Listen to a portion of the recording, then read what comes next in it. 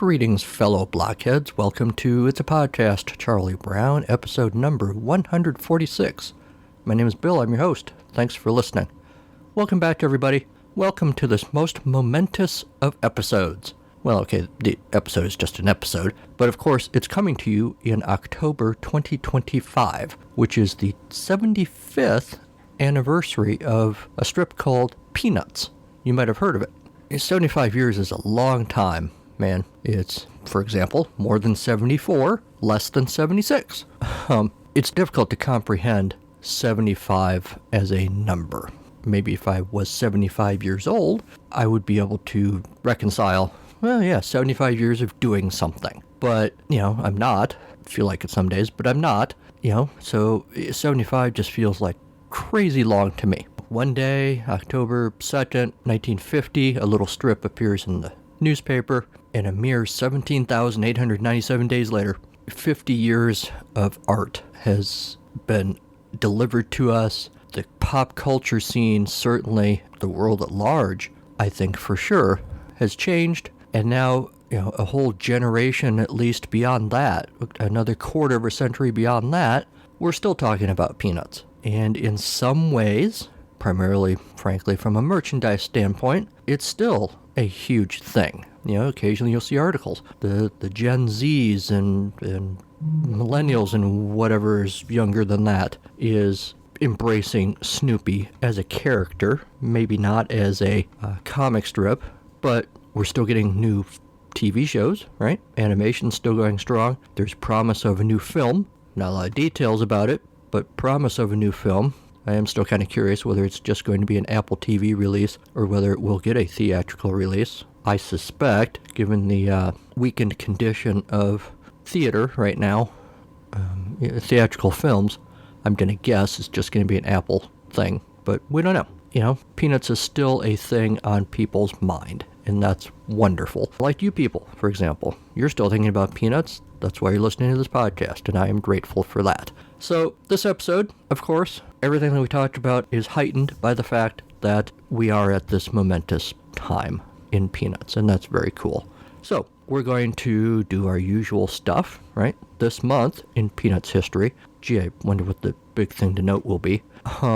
News and feedback. We don't have any more Peanuts by Schulz episodes to talk about, but we will debut a new segment on the podcast where I talked about one of the other Snoopy shows on Apple TV, Snoopy in Space. They did 2 seasons of that, and I reviewed most of the episodes as Patreon exclusives, back when the Patreon was active. Patreon isn't active right now, so I figured, why not open those up so that everybody can hear them. So you'll hear Season 1, Mission 1. They called every episode a mission. My discussion way back in 2021, younger me by a little bit, talking about that episode.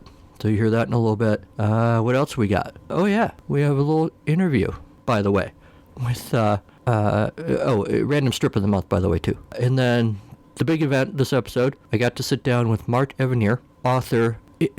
If you're my age and there's a show that you watched on TV growing up, there's a pretty good chance Mark worked on that show. It's pretty amazing. I started looking at his bio. We talked a little bit about that. We also talked about, obviously, his new book. He's a huge Peanuts fan. He put out a new book called The Essential Peanuts by Charles M. Schulz, the greatest comic strip of all time. And we're going to discuss it. As of this recording, I don't have my copy yet. I'm looking forward to reading it when it gets here. And you should do the same. With so much packed into this show, I think maybe we should just get to it. So let's do that. Whether it's Beethoven's birthday or Joe Schlabotnick's retirement anniversary, you will learn about it now on This Month in Peanuts History. All right, the month is October. We kick it off with a reminder, as I do every fall, that we're getting into the season of the big 3 Snoopy animated specials. We've got It's the Great Pumpkin Charlie Brown in October, weirdly honoring Christmas. Just kidding. It's a Halloween episode, obviously. We've got a Charlie Brown Thanksgiving and a Charlie Brown Christmas. You can hear my thoughts about those 3 episodes, specifically in focus, way back in episodes 6, 7, and 8. This podcast was still in single digits when I reviewed those 3. Keep that in mind when you listen. right? I was just a baby podcaster. I had only started my other show, Atari Bytes, a few months before that, and was still figuring out podcasting. I'm still working on figuring out podcasting, and frankly, I was a lot younger. I've been doing this for a while. So, but if you want to hear what younger me thought about those 3 episodes, go check out 6, 7, and 8. All right, and then we kick off the This Month in Peanuts history proper with, of course, October 2nd, 1950, the Peanuts strip debuts. I'm not even going to pull the strip up and read it, right? It's the classic strip. Shermy and Patty sitting on the curb. Charlie Brown is approaching. Here comes good old Charlie Brown. Yes, sir. Good old Charlie Brown. Charlie Brown walks by. How I hate him. We're getting a clue as to perhaps why Shermy was fated to mysteriously disappear from the strip. That strip already set the tone for what this strip was going to be, right? It was going to be a little bit irreverent. It was going to use phrases like, how I hate him, which I think was probably a little bit unusual for that time. And I think maybe has swung back around again to being unusual now, depending where you look, right? I think there's probably a sharp divide these days between entertainment that is really, really sanitized and stuff that is really, really not. And there's not much in between. I don't know. I could probably expound more on that, but we got a lot of ground to cover here. October 4th, 1950. Snoopy makes his first appearance, right? It's the little strip where he's walking by under Patty's window as she's leaning out to water the flowers in the flower box. Ends up watering Snoopy instead, and he has a flower on his head. Does he have the flower the whole time? I can't remember now. All right, I'll look it up. A Charlie Brown celebration will continue.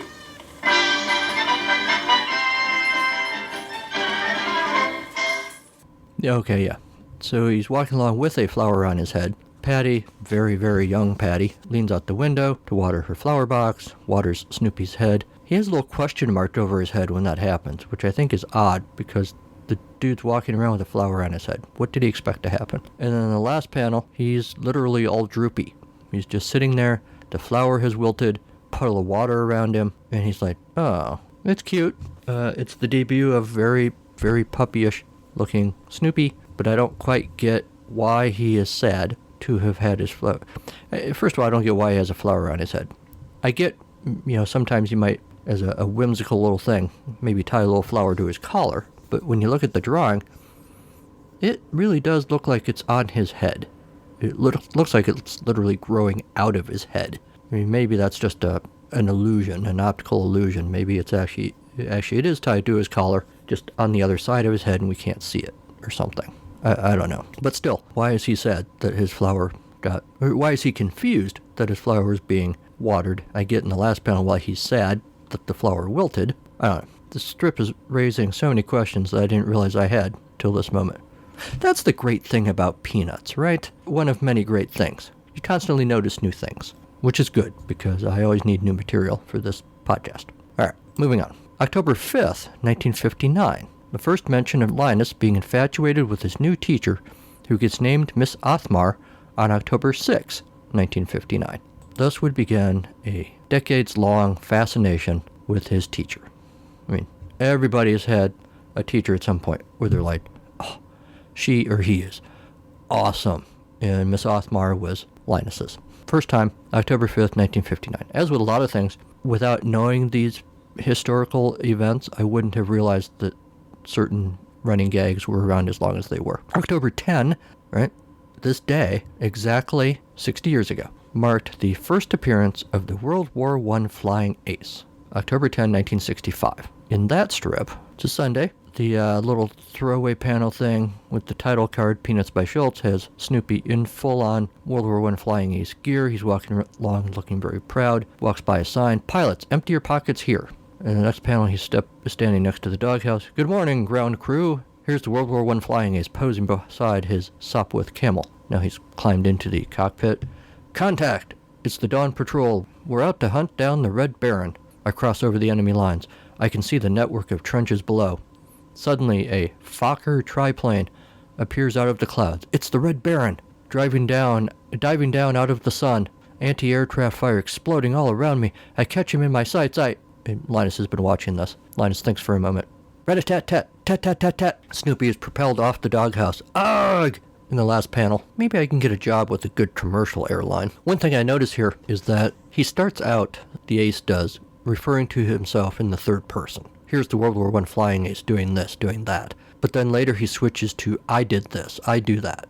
I think in the future he typically sticks with the third person references throughout the whole fantasy. And I feel like it works better to me. Doing it this way in this strip maybe makes more sense. That's how he probably would do it. But the consistently third person way feels more natural, even though this is actually more natural. I don't know. Maybe I'm just weird. October 19, 1952, the first time Snoopy dances on two legs. They're all the various Peanuts kids, well, by which I mean baby Lucy, toddler Lucy, Charlie Brown, Patty, Snoopy. They're all enjoying Schroeder's music. They're watching Snoopy dancing. Go to it, Snoopy. Go to it. Faster, faster, faster. Come on, Snoopy. Yippee, that's my boy. Charlie Brown notices. Say, it's getting late. Got to be going home. Me too, Schroeder says. I didn't realize it was so late, Patty says. Snoopy is all discouraged. There they go, leaving me alone again. Do any of them ever invite me over to spend the night? No. All I'm good for is a few laughs. Rats. They're willing to have me entertain them during the day, but as soon as it starts getting dark, they all go off and leave me. Well, I'll show them. I don't need their company. And in the last panel, he's sitting in the doghouse, tail sticking out the opening there. The moon has risen. There's an aerial. Kids, go ask your parents. On top of the doghouse, and Snoopy is saying, and I would note with all of these, it's not, his thought balloons look just like word balloons, with the little pointy thing at the bottom of the balloon instead of the little circles indicating thought. Although the circle itself, most of them anyway, are kind of jagged, whereas the other kids' circles are smoother. Maybe he was still experimenting with thought balloons. Anyway, in the last panel, the punchline is, I can always sit home and watch television. In addition to his first dancing, this might also be the first sort of abstract thing, right? Snoopy having a television in his doghouse. I'm not sure about that, but I feel like it might be. It's also not, I don't think, and I don't know the date offhand, the first time he's up on two legs. That strip has Charlie Brown deciding to show him how to stand on two legs, and being proud of himself for having accomplished this, only to have Snoopy try to march around and do all sorts of comic-y things on two legs, and then Charlie Brown remarking that it's no fun teaching him anything. October 24, 1999, features the last football gag. We're getting late in the day for the strip at that point, of course. Rerun is calling to Lucy, lunchtime, Mom says to come in for lunch. She's ignoring him at first, telling Charlie Brown, so I'll hold the ball, Charlie Brown, and you come running up and kick it. Rerun's like, she says right now. Oh, good grief. That's all right, Charlie Brown says. We'll do it some other time. No, Lucy says, Rerun can take my place. Me? So he gets in, place kicker position, holding the ball. Charlie Brown starts getting in his position. This time I'll do it. This time I'll kick it. Rerun will never pull it away. He just wouldn't. So here we go. Cut to in the kitchen of the Van Pelt house. Lucy's at the table. Rerun has walked in with the football. What happened? Lucy asks. Did you pull the ball away? Did he kick it? What happened? Rerun's like, you'll never know. And Lucy says, which I think is perfect for the last football gag. Because we don't know.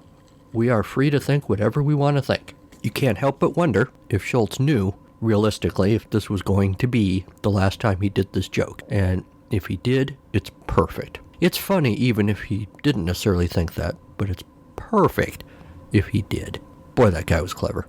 October 26, 1959, first mention of The Great Pumpkin. October 27, 1966, It's the Great Pumpkin, Charlie Brown, debuts on television. And finally, October 30th, we're told by the strip, is Charlie Brown's birthday. Happy birthday, Chuck. Thus ends this month in Peanuts history. Whether it's Snoopy's Gotcha Day at the Daisy Hill Puppy Farm or the birth of Rerun Van Pelt, you will learn about it now on This Month in Peanuts history.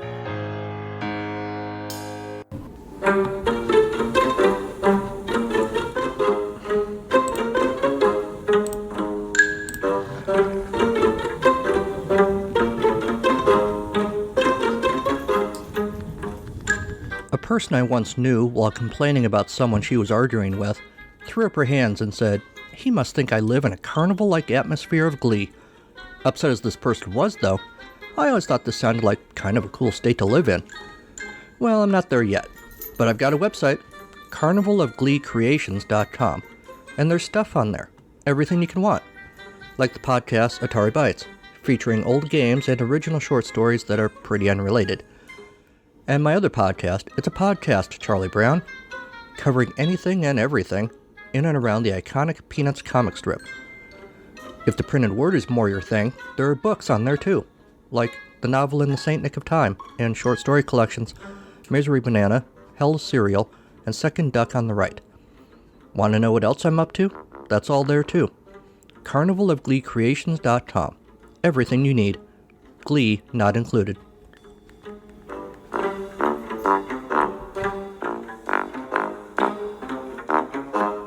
What's going on?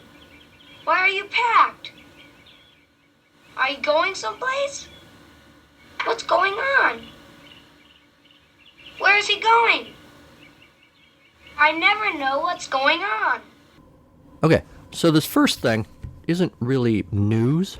It's just an interesting little bit of trivia that I came across. So, in the 1960s, there was a Batman villain in the DC Comics called Kite Man. We don't need to get bogged down in Kite Man's deal, but basically, he had a lifelong fascination with kites, and he wore a costume because all the villains wore costumes. Jealous of Batman, I guess. And he would use kites in some fashion in all of his nefarious schemes. And I don't know how I came across this, but I did, and I thought, well, that's kind of interesting. And then I saw his alter ego's name was Charles Brown. And of course, I immediately realized, well, wait a minute. This DC comic named this villain Charles Brown, a dude who had been fascinated with kites his whole life. This had to have been an homage. It couldn't not be. So, as I always do whenever I have a comics-related question, I reached out to comics historian, Peanuts historian, the Og blogger, and frequent guest on this podcast, Nat Gertler, to help me out with this. And here's what Nat said. While Kite Man has been around since the 1960s, it wasn't until 1986 that he was given a secret identity name. It was my pal, Nat, not me, my pal, Jenny Blake Isabella, who then wrote under the name Tony, who saddled him with that moniker as well as calling him Chuck and having him say rats. And yes, it was an intentional homage. I'd also asked Nat if Schulz was ever aware of this and what he thought. And Nat just says he doesn't know. Maybe Sparky knew about it, maybe not. Don't know. So if there are any huge Batman fans listening and can weigh in on Kite Man, if you have thoughts about this, if you have thoughts about the homage, give us a shout. Okay. I follow Snoopy Show director and friend of this podcast, Boots, Rob Boudelier, on Instagram. And in early September, he posted a photo of the production team for the Snoopy Show on the last day of production. They had just mixed the final episode of Season 2. And then the last line of his post is something to the effect of, as for the release date, coming ... sometime in the future. Notably, he adds a question mark after future. Sometime in the future? I don't know if there's any weight to be given to that question mark or not. They've made the season, which would suggest that it is going to be released. But he also makes it clear that he's the series director and even he doesn't know when. So we can only hope soon is the answer to that. Maybe, or maybe soon? Question mark. Given that this is the 75th anniversary, there's been all sorts of news about exhibitions and articles and musings about what Peanuts means to people and stuff. On October 1st, USA Today ran what I initially thought and hoped was just an interview, a lengthy interview with Gene Schulz. And she is in the interview. It is an interview of Gene Schulz, but they also talked to Billie Jean King and some other people about Peanuts. But if you'd like to hear some comments from Gene, USA Today, October 1st, is a place you can do that. One thing that jumped out at me as being sort of witty, when she was asked about preparing for the 75th anniversary, she remarked, what else was I going to do? Go play bridge and golf every day? I thought that was kind of funny. I just gave it a little bit of a sarcastic tone there. I'm sure she was not as sharp as my tone suggested. And obviously, of course, it was a subtle dig at Sparky's attempt some time ago at a bridge and sports-themed single-panel comic strip that never really succeeded. Clearly, what we can read in this is that she hated Sparky, hated that man. Okay, I'm kidding. It was just a witty little comment. It's only a game, by the way. Ran for 14 months, from November 3rd, 57 to January 11 of 59. He worked on it with Jim Sassville, we've talked about it on the podcast before. And I think we're all the better for the fact that it didn't continue, because it would have just taken away from Peanuts, and the quality there would have suffered. And also, Jean's hatred of her husband would have just continued to grow. Again, I'm kidding. Apple TV Plus has announced the free streaming dates of the Big Three Holiday Peanuts specials. As you know, ever since Apple became the exclusive home of old and new animated Peanuts, much to the consternation of much of the Peanuts fandom, they have tried to make amends by offering days each holiday season when you can watch the episodes without paying for them. This year, on October 18 and 19, you can get It's the Great Pumpkin Charlie Brown. The Thanksgiving one is November 15th and 16th. A Charlie Brown Christmas is free on December 13 and 14. You don't have to have an Apple device. You do have to have perhaps the Apple TV Plus app, which you can get on any sort of device. And you have to have an Apple ID, but you don't have to have a subscription. You don't have to pay. So those of you who have avoided, or been, I shouldn't say avoid, who have been unable to watch these Big Three specials, here's your chance for a couple of days each month. Speaking of Apple TV's relationship with old and new Peanuts, that relationship is going to continue. It has been extended another 5 years to at least 2030. Apple has also promised new, though unspecified, stuff to come. I already mentioned the promised theatrical film. Well, film, maybe theatrical. And who knows what else. All that being said, The Hollywood Reporter recently wrote a piece with the headline, "Where did all the Apple TV Plus animation go?" It is not exclusively about Peanuts animation, but it uses Peanuts as an example, as one of the exceptions perhaps, instead of what it sees as the rule, which is that Apple TV seems to be drifting away from animation. The article says that in late 2019, when Apple TV Plus launched, the service ordered all but one animated series. 3 animated shows were ordered in 2020, and 8 green lights came in 2021, more than Peacock, Prime Video, and Paramount Plus, but less than Max and Hulu, and significantly less than Disney Plus and Netflix. They observed that this was during quarantine time during the pandemic, and Frog and Toad don't need to be quarantined, so animation is an easier thing to make, relatively.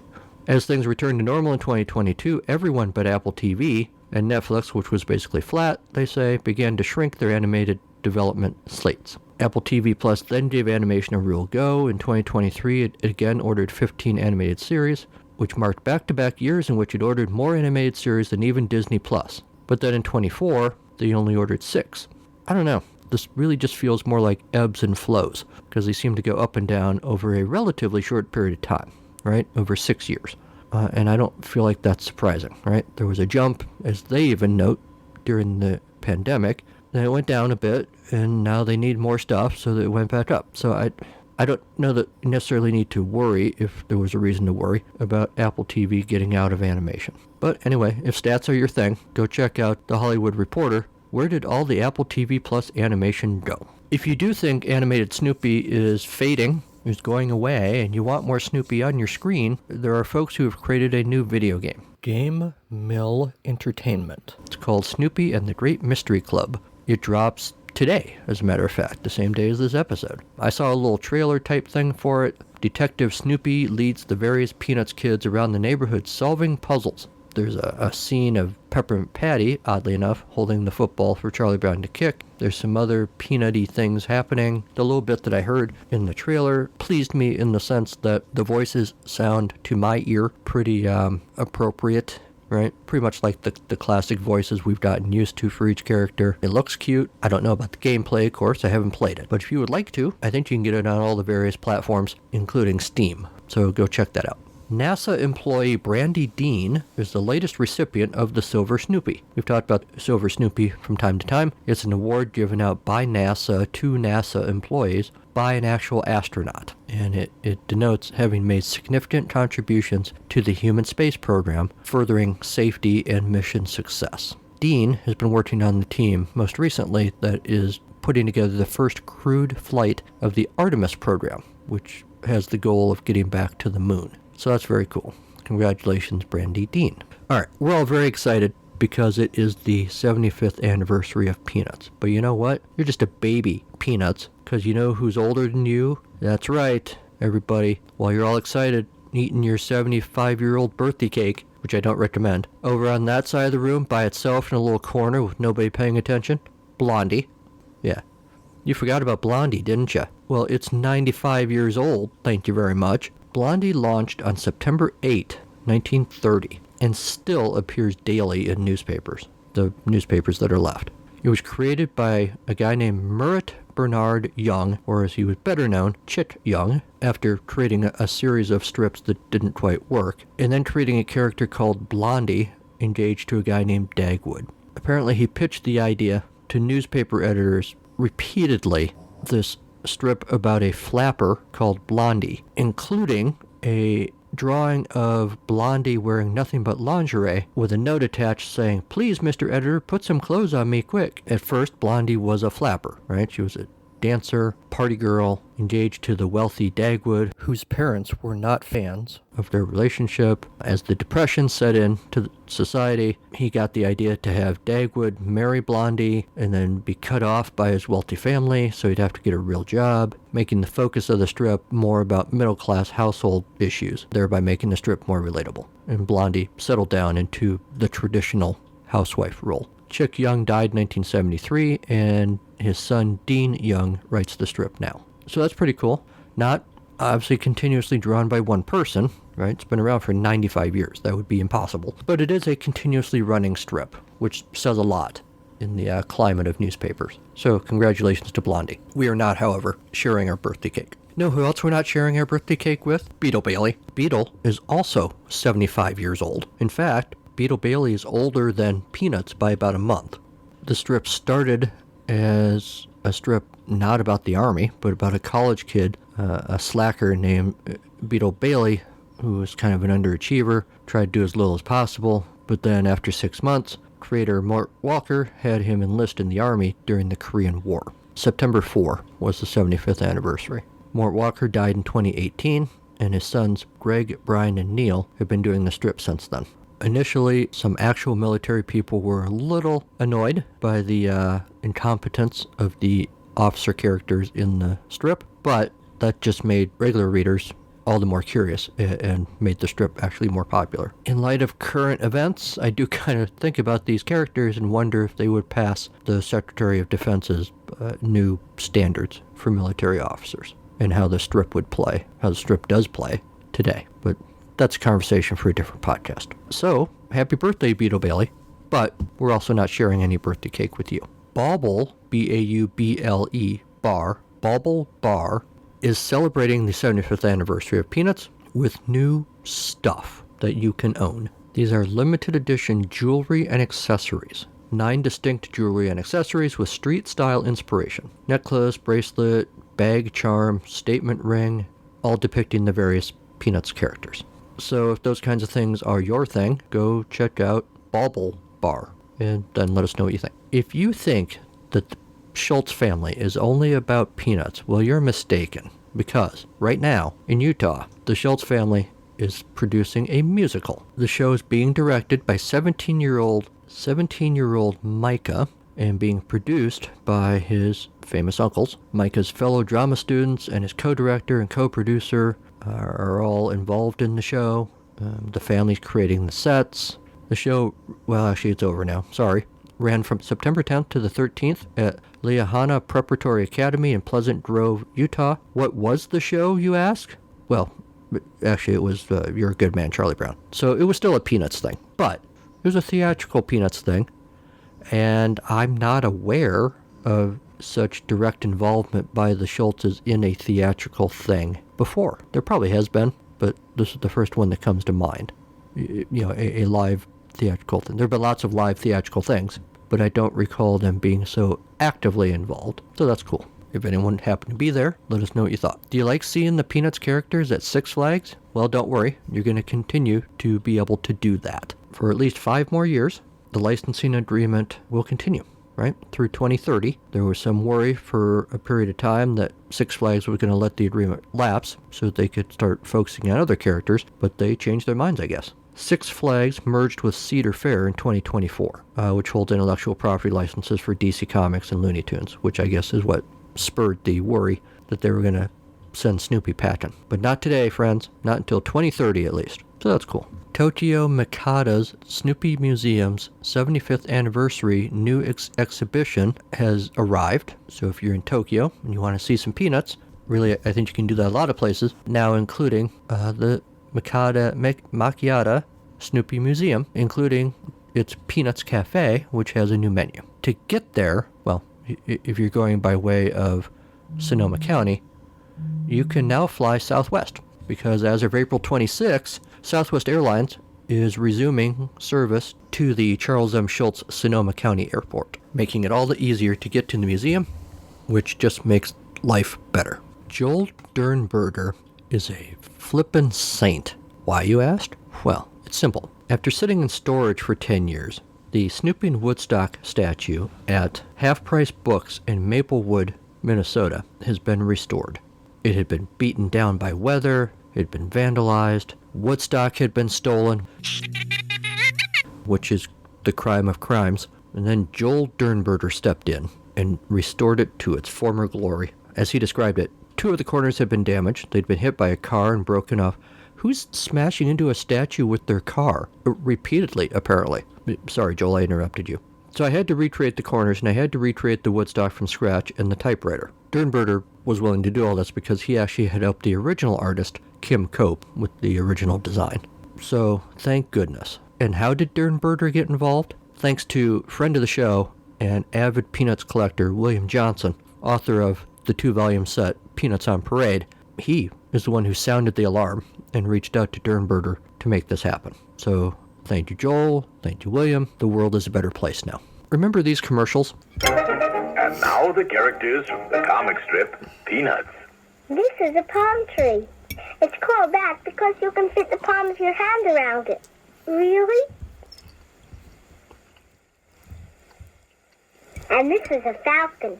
It's America's lowest price 6-passenger car. Now, some people think Falcon is called lowest price just because it costs less. But the real reason it's called lowest price is that Ford puts the price stickers on 282 feet below sea level in Death Valley. That's ridiculous. The only reason Falcon is called lowest price is simply because it is America's lowest price 6-passenger car. You're right, Charlie Brown. There are times when being right is just not enough. Test drive a Falcon at your Ford dealers right now.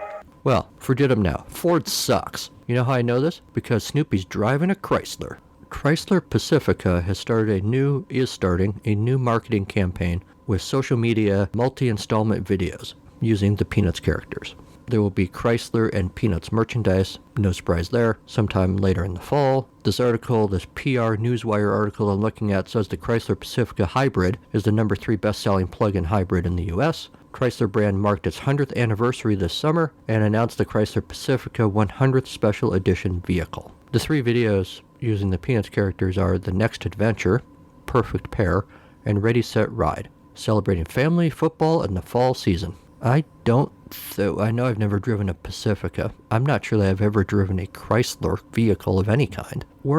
I said earlier, or implied that Snoopy was turning his back on Ford, but weren't Ford and Chrysler owned by the same company at one point? Maybe still are. I don't know. But evidently, they're shilling for Chrysler now. So if you have a Pacifica and you want to tell me if it's Snoopy worthy, please do. Hey, I need a car for my kid, by the way, so Chrysler, if you want to send me a Pacifica for mentioning your ad campaign here, charliebrownpodcast@gmail.com. Let's talk. Bangkok has a massive Snoopy exhibition going on. It's called How Do You Do, Snoopy? 75 Years, A Journey of Friendship Through Art. It has landed at the Riverside Complex in Bangkok and features Snoopy-inspired artwork from local and international artists. You can admire couture outfits designed for Snoopy and his sister Belle, and even blast off on cosmic adventures with the astronaut Beagle himself. The exhibit runs until December 7th. Very cool. As you know, if you go, you have to tell us about it. There's also an exhibit in Rome, Happy Birthday Peanuts, presented in collaboration with the Schulz Museum, Peanuts Worldwide, and Graffiti, something called Graffiti, at a place called Romix. Loyola College is celebrating its first live mascot. It was introduced during its homecoming pep rally on September 19th, and it is Red Baron Snoopy. The school got permission to use the image in 1966 from Schulz himself. That was the mascot always had, sort of an image form. But now it has a live, living, breathing mascot, Flyer, an adorable beagle puppy. Flyer will live with Quinn Stansberry, a freshman at Loyola and one of Flyer's trained student handlers, Flyer also has a team of trained student handlers to be with him at pep rallies, games, and other school events, and is training also to become a certified therapy animal. So that's cool. If you go to an event at Loyola and get a picture of Flyer, let us know. Between October 25 and November 1, 4 giant inflatables will be viewable on the harbor of Tamar Park in Admiralty, Hong Kong. Apparently, Doraemon, whatever that is, Sesame Street characters, McDonald's Grimace, Labubu, Snoopy, and Netflix characters from K-pop Demon Hunter, Stranger Things 5, and Squid Game will be among the sculptures displayed. After they're displayed in the park, then they go become part of a water parade on November 1st. Early bird tickets start from Hong Kong, $80 for adults. So that sounds like fun. Get pictures. Hey, do you like stamps?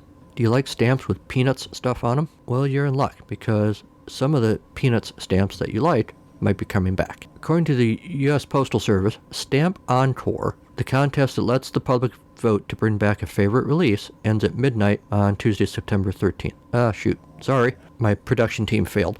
This little window to vote has ended already.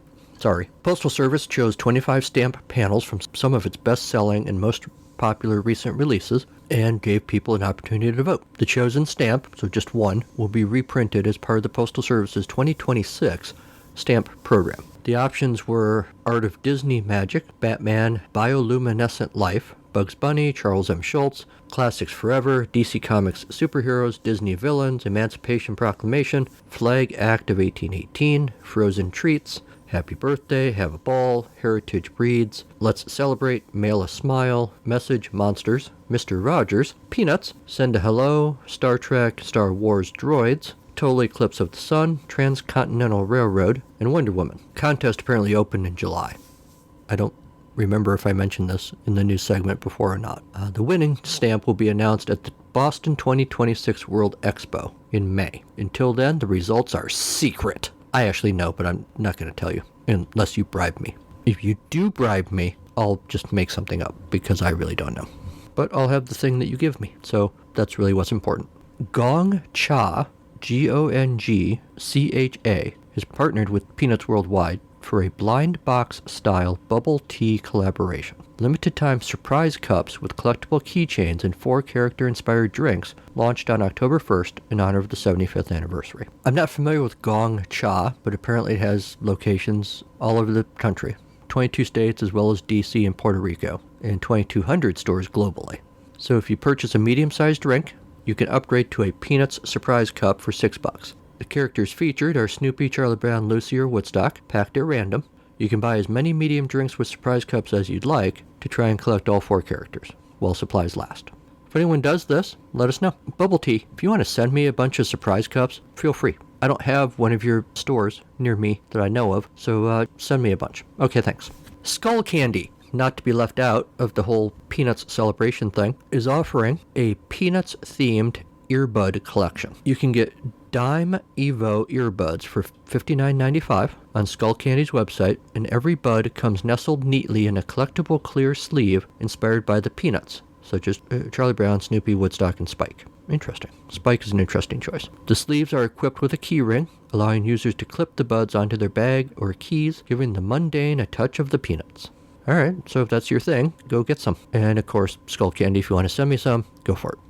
Also from the I Don't Want to Be Left Out department, Brooks Brothers has created a Peanuts-inspired collection of clothing. Initially, I was trying to figure out, how do you Peanuts-ify a suit? Because my primary frame of reference for Brooks Brothers are suits, right? So the classic Brooks Brothers suit, which I had. I had one once, and it was a fine suit. But I'm not sure how you would turn it into a Peanuts thing. But that's actually not what they're talking about, because they make other stuff too. They have an Oxford cloth button-down shirt with a little Snoopy on the pocket. Or actually, I guess there's no actual pocket, but it's where the pocket would be. There's a blazer, so it's not a suit, but it is a blazer with, again, a Snoopy where the pocket would be. There's another cotton button-down. There's a baseball cap with Snoopy not on the front, although maybe he is. This is a profile picture, and Snoopy's on the side of the hat. So that's cool. Brooks Brothers, you know what I'm going to say. charliebrownpodcast@gmail.com. The Monnaie de Paris in France is offering a new coin design. Basically, on these silver coins, there is a background engraved with motifs of dog paw prints, Snoopy perched on the zero of the 200 euro gold coin and the zero of the 10 euro coin, 10 euro silver coin, looking at Woodstock perched on the letter R of the word euro. There are designs on the 100 euro silver coin, various other coins, with Joe Cool on one, Snoopy and Woodstock flying over the Eiffel Tower on a coin, various other things. So, if you get any euro coins with Peanuts characters on them, hold on to them, because I don't know how long they're going to offer these. That's pretty cool. Do you feel like a snack when you listen to this podcast? Well, Pepperidge Farm can help you out. They have developed a new variety, which they're calling Flavor Meets Fandom. This coming holiday season, you'll be able to get green packages of goldfish crackers adorned with a familiar snowy scene starring the beloved beagle. There are festive wintry flavor combos of peppermint and cocoa, expanding Goldfish's lineup of sweet offerings and collaborations, including co-branded releases with Hello Kitty, Elf, and Harry Potter. The shapes are not traditional goldfish either. There's a Snoopy shape and a paw print shape. So, of course, if Pepperidge Farm wants to send me a case of these Snoopy-inspired crackers, I can tell you where to find me. You know that Gene Schulz has been a longtime supporter of canine companions. Well, recently, some of the puppies involved with canine companions got to take a ride on the Goodyear blimp, which also has a longtime association with Peanuts. On October 1st, the blimp transported a group of 10-week-old puppies from Long Beach, California to Carson, California, home of the legendary West Coast airship, for the first time in its 100-year history. The puppies headed there to start their training to be service dogs. Jeannie was quoted as saying, "As a longtime supporter of canine companions, I'm always thrilled to see a new troop of puppies begin their training to become vital members of the dog service community." And of course, we all know Sparky's affection for dogs. I'm particularly delighted that Snoopy gets to join in the fun this time around, all while riding the Goodyear blimp. So that's pretty cool. Who doesn't like dogs? And dogs that are training to help people, that's like the greatest thing ever. Good luck, puppies. I guess I should have mentioned this earlier, but Micah Ravelli, Charles Schulz's great-grandson, is in the news again. People magazine ran a piece about how he danced as the comics' classic piano theme written by Vince Guaraldi played in a video on Instagram and TikTok. Snoopy Stomp tutorial featuring the great-grandson of Charles M. Schulz is what the video is called.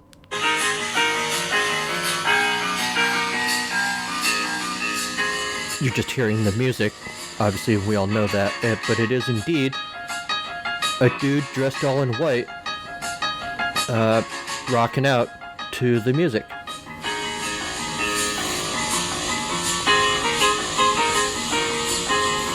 With Woodstock hovering above inspirational comments like, "You can do this. We can't wait to see you in Snoopy Stomp. Learn the Snoopy Stomp with the great-grandson of Charles M. Schulz. Twist your toes, kick your legs, repeat. Twist on your heels, push forward, punch forward toward the ground, then shuffle 3 times. Ready for full speed? Let's go." And then he does it faster.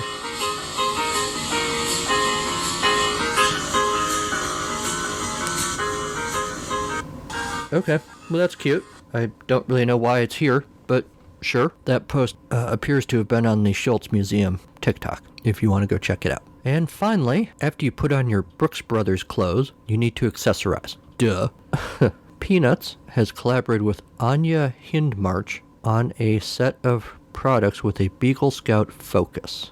There is an earpods pouch. Maybe you can put your Skull Candy earbud things in there. There's a zipped card case, a 3D pencil case with a 3D rendering of Snoopy, a Mortimer handbag with the Beagle Scout on it. Basically, these are more high-end Peanuts items. So if you were worried that your love of Snoopy would cramp your fancy style, well, worry no more, because Anya Hindmarch is here to help you out if you're willing to pay for it. The Mortimer handbag with Snoopy on it appears to be about $3,000 US. So, granted, the other items not that expensive, but they're not cheap either. So, if you got the green and you want the white and black, man, I thought I really had something there. But if you want Snoopy stuff that costs a lot of money, they can hook you up. But hey, if you want something that's free, listen to the rest of this podcast.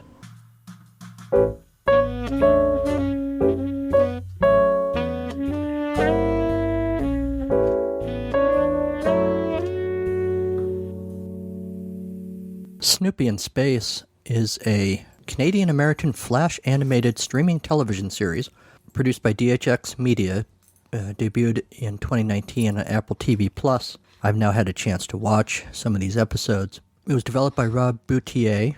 The overall stories by Betsy Walters. There are 12 episodes in the first season. Episodes are missions. They call them missions. Executive produced by Josh Sherba, Ann Loy, Stephanie Betts, Paige Braddock, Craig Schulz, Mark Evanier, and Eric Allen Bogan. The episodes seem to run around 8-9 minutes. The one we're going to talk about in this episode is Season 1, Mission 1, The Application. The little time bar thing on the screen told me it was going to be 12 minutes, but it actually concluded at around 9 minutes, so I'm not sure what was happening there. The series is distributed by DHX Media, Wildbrain, Warner Brothers, Domestic Television Distribution. The look of it, it's not the clearly computer-generated animation look of the Peanuts movie, but it's not quite the look of the 1960s, 70s TV specials, if that's what you're into. It's somewhere in between, I guess. I assume it's still computer animated, but it looks more like the old style TV specials, just shinier. There's some little details that have changed, of course. It's all about Snoopy trying to become an astronaut in 2019, so of course the technology is not traditionally, Peanuts locked in a time bubble technology. There's newer stuff. All the Peanuts kids seem to go to the same school, which I forever am going to call Birchwood School. Franklin, Peppermint Patty, Marcy, all those guys go to the same school as the other kids. Sally in this episode wears a pink dress. You guys know that I tend to prefer my Peanuts characters in their traditional costumes, but I'll let it go.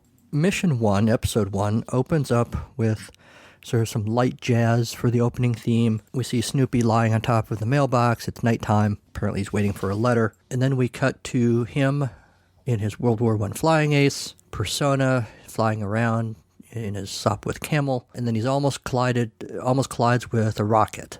The rocket has a big paw print on the side. This annoys him, so he chases the rocket through the Earth's atmosphere into outer space. The Sopwith camel, I guess, figuring out that it's an airplane, not a spaceship, craps out and falls back to Earth. Snoopy at first is kind of floating around. At first he goes, the closest thing to Snoopy speaking, he kind of goes, uh-oh, and then he's kind of having a good time at first, sort of floating around in space, until he figures out that he's just floating around in space.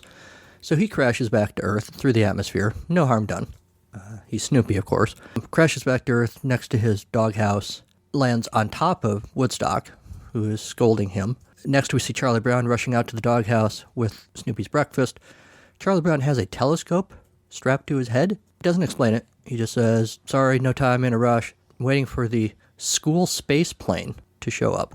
And then we see Marcy walk in. She's dressed like a space shuttle. I was kind of expecting at this point that Snoopy would wake up. We'd find out this was a dream. But no, she has a remote control. She's flying a remote control little toy space shuttle.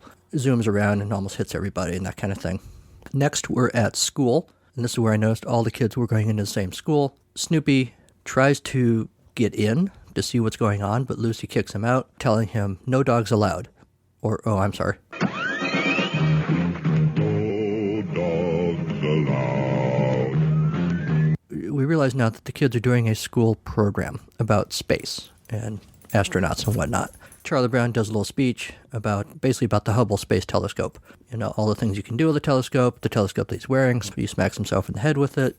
Lucy is lowered down from the ceiling on a harness. She's dressed like a star. Marcy is the Saturn V rocket. Peppermint Patty's an asteroid. Linus just has a bunch of stars taped to his blanket because he is humankind's intangible wonder. And then we get Sort of a funny line. Lucy floats down from the ceiling and informs him that he doesn't look anything like an intangible wonder. Sally is a satellite, without which you would not be able to watch TV. This, of course, gets a cheer from the audience. Franklin, who, at least in this episode, is sort of the information guy. He's the guy who knows stuff. I hope that that's going to continue throughout the series. Franklin, of course, historically doesn't get to say a whole lot, so it's nice that he does here. He comes out in this school program dressed as an astronaut, the heroes of space. Sometimes, they're treated as such. They even get parades. We see on a screen behind him footage of some astronauts having a parade. Snoopy reacts to that. He thinks that looks pretty cool, but then Lucy throws him out because, of course,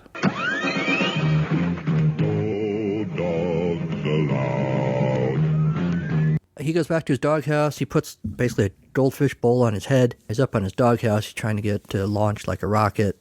Woodstock gets all his little bird friends to try and lift it up. They can't do it, of course. The other Peanuts kids have showed up. Apparently it's a very short school day. Parma Petty offers to throw him into space. Marcy suggests maybe not that. Maybe he should apply to NASA. Franklin explains that to be an astronaut, you need to be courageous, curious, intelligent, and humbled by your place in the grand, the grand epicness or whatever of space. And of course, Snoopy, as he's talking, is demonstrating all of these things. Trying to sound curious, trying to sound courageous, puts on a graduation robe, all that kind of stuff to look intelligent. Sally basically just sticks out her tongue. She's like, that's boring. We've seen all this. We've seen everything there is to discover, haven't we? Franklin pulls a map, a screen from somewhere, and he starts putting up on the screen somehow, galaxies and stars and constellations and things, and pointing out all this stuff out in space that we don't know a whole lot about. And everyone else sort of shell-shocked, and he's like, too much? So apparently it's really easy to get an application to NASA, because suddenly Snoopy has one, mails it. Snoopy sits by the mailbox for days and days. We see a montage of him sitting there day and night through snowstorms, all that kind of stuff. Finally, one day, there's a letter in the mailbox from NASA. Charlie Brown grabs it, starts reading it. Dear Snoopy, thank you for your application. Like, oh, that sounds pretty good. And then he reads the next paragraph. We're sorry to say you do not meet our qualifications. Snoopy is crushed. Charlie Brown just kind of throws the envelope down, and somebody notices that there's something else sticking out of the envelope. And it turns out to be a bunch of free passes to the Houston Space Center, which we're told by Franklin is next to, we're told that that's where astronauts have launched. We're also told this is where the astronaut training center is. And then Sally's all excited because she realizes, hey, that's also where they sell freeze-dried astronaut ice cream in the gift shop. I guess that's a little plug for the Houston Space Center gift shop. Snoopy doesn't care about any of this. He's not going to be an astronaut.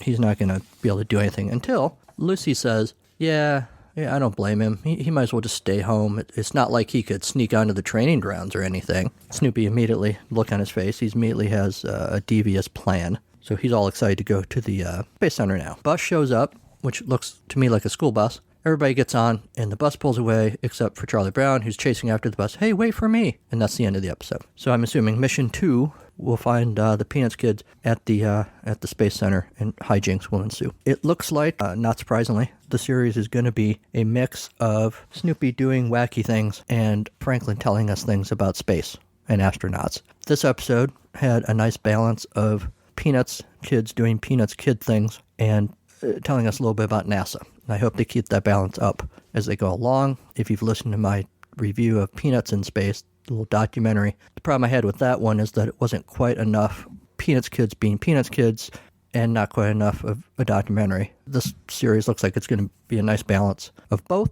I'm not sure. Here, let me look at something. I'm not sure what age group this is targeted at. Rotten Tomatoes gives it a 100% tomato meter rating and an 85% audience score.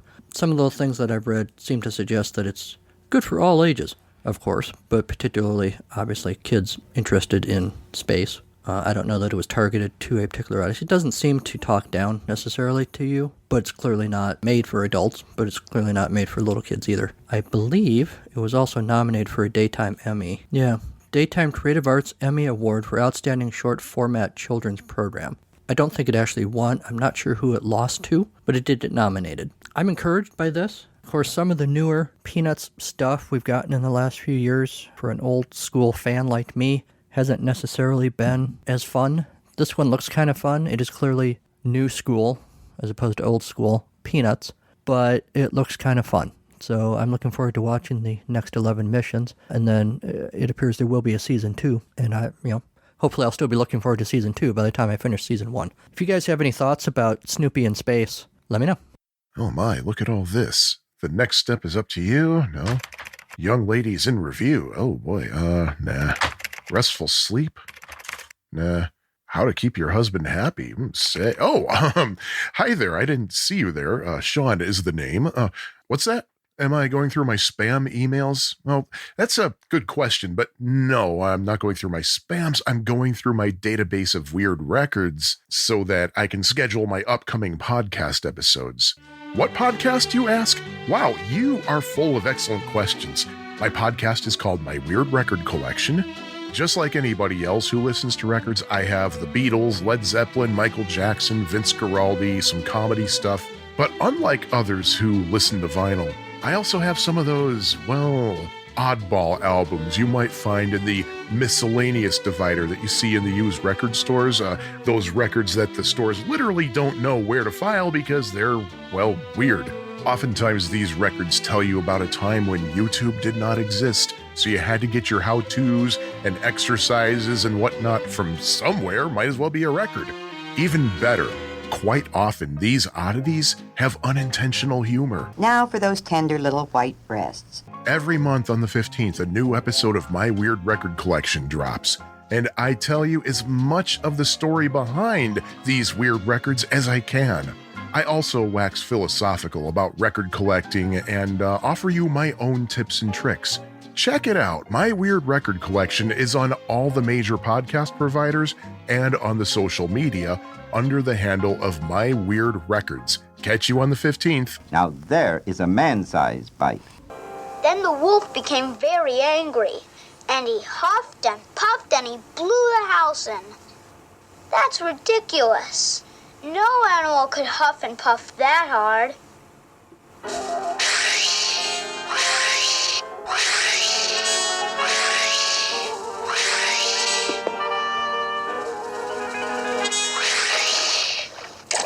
Have you ever read Random strip of the month.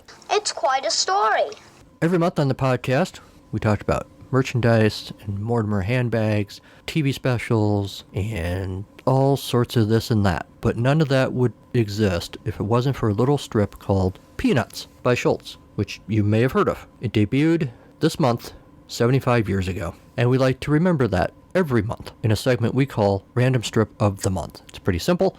We pick a strip that we like, that we don't like perhaps, or literally one at random. We read it, and we talk about it for a couple of minutes. It's fun. It's easy. It's Peanuts. So, let's fire up the randomizer.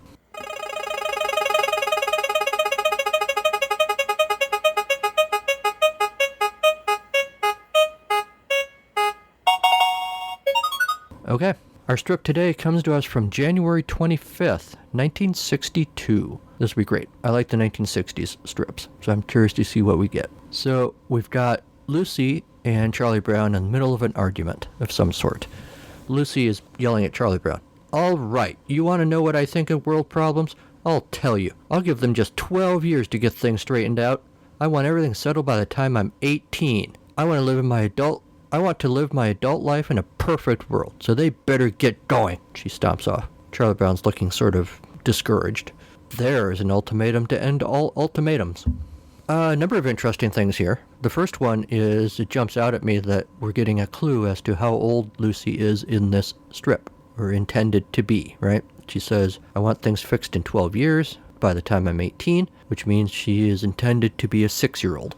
I would have said the older characters in the strip, by this point in the strip, are roughly 8, maybe 9, maybe even 10. I wouldn't have said 6, so that's interesting. The next thing that jumps out is this strip really could apply today, too. It seems like every generation is constantly saying things like, well, they got to get things straightened out someday. And every generation then always finds something new to complain about. And Lucy, of course, is no exception to that. I'm looking back. Yeah, the day before that, she's also given Charlie Brown a hard time about how actually she's not at all interested in world problems. Don't talk to me about world problems. I'm not interested. I couldn't care less. When you have what I have, you don't worry about world problems. What's that? A pretty face. But then by the next day, she has swung back around to the idea that, no, actually there are a lot of problems and they need to get them fixed because it's bothering me. The day before that, Charlie Brown's trying to convince Lucy that there are world problems. Before that, doesn't it bother you that we live in times like these, Lucy? Blah, blah, blah, blah, blah. What are you trying to do? Start an argument? Okay, that's where the storyline started. How does it finish? Let's see. Okay, January 25th, that's the one we read. That was the random strip that came up. The day after that, by the time I'm 18, I expect this world to be perfect. What if they need more time? Tell them not to bother wiring for an extension. The answer will be no. And that's it. That's the end of that gag. The next day is Charlie Brown and Linus talking about making a snowman. Again, storyline should work in any generation. Definitely works today. And that's part of the genius of Schulz, right? He had his pulse on what was going on in the world. And to put those ideas and those problems into these tiny little bodies with the big heads. And it worked. If you guys want to weigh in on that strip or any strip, email me at charliebrownpodcast@gmail.com. You can record yourself. Ideally, I liked it when you guys record yourselves talking about these strips, but if you can't, send me an email with your random strip, and we'll do it that way. It's all good, man. Whatever works. It's all peanuts.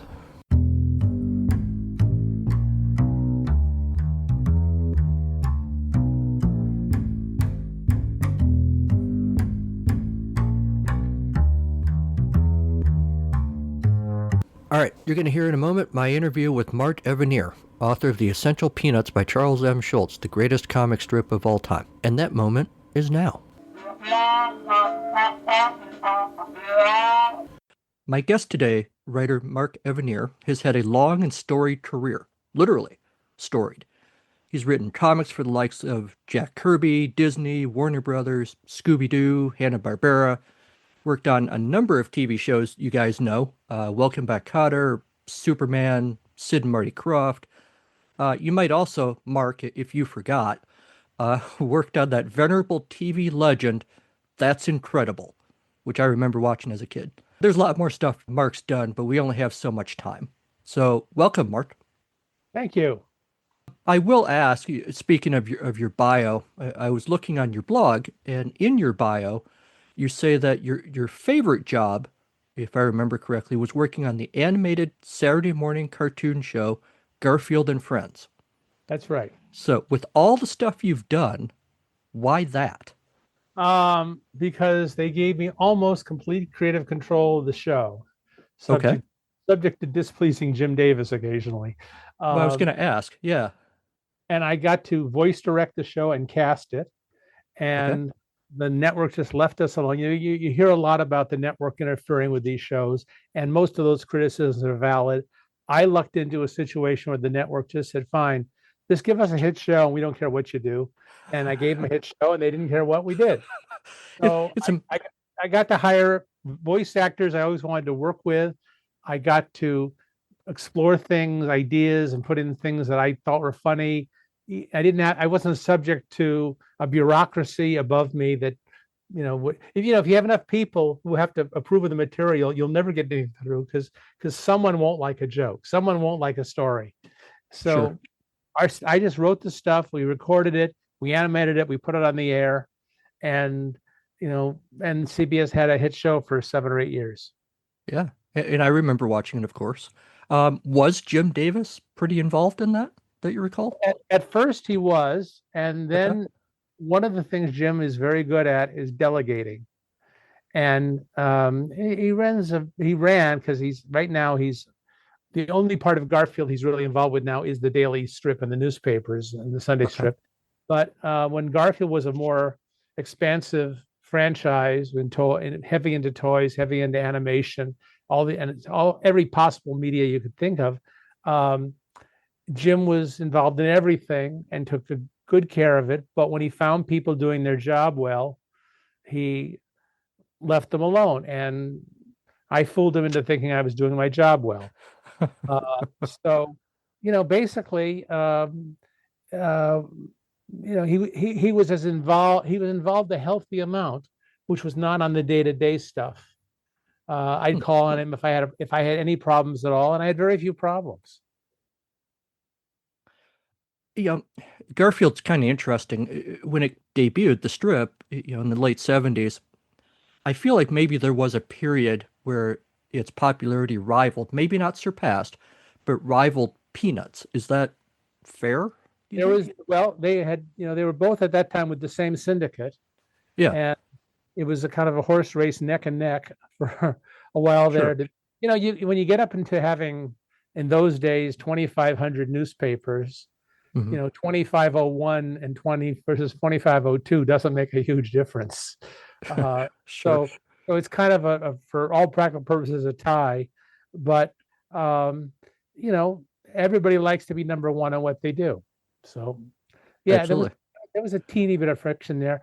I actually spent a little time, and by a little I mean like 4 minutes once, with Charles Schulz and Jim Davis together. Oh, okay. And this, I'll tell you this story because you will appreciate it with your background. You know who Lee Mendelsohn was? Of course. Lee had an anniversary party to celebrate being in the business some multiple of 10 years. I don't know, 40, 50, 60 years, whatever it was.